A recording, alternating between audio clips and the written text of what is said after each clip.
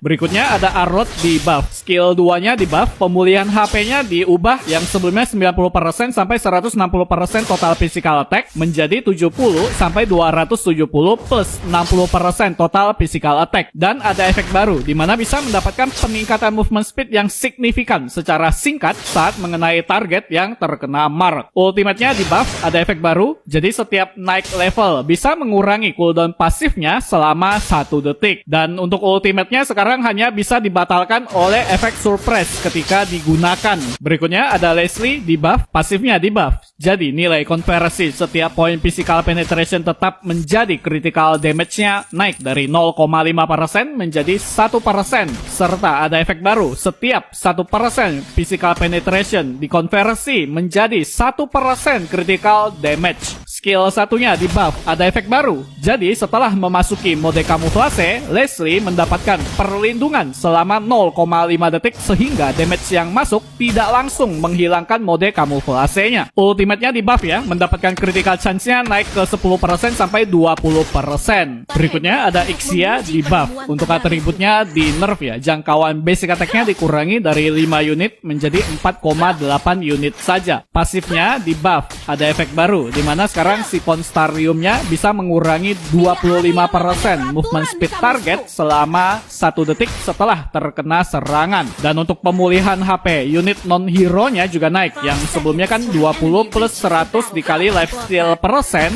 naik menjadi 20 plus 150 dikali lifesteal persen. Skill satunya di adjust, movement speed yang didapatkan setelah mengenai hero lawannya naik dari 40% menjadi 50% dan sedikit meningkatkan lebar skill dan kecepatan penggunaan skill ini, serta menghapus efek yang bisa mengurangi movement speed hero lawan sebesar 40% saat mengenainya. Ultimate-nya di buff, mengoptimalkan logika penargetan penggunaan otomatis untuk skill 1 dan skill 2 selama mode ultimate. Cooldown-nya dikurangi dari 54 sampai 42 detik turun menjadi 42 sampai 30 detik.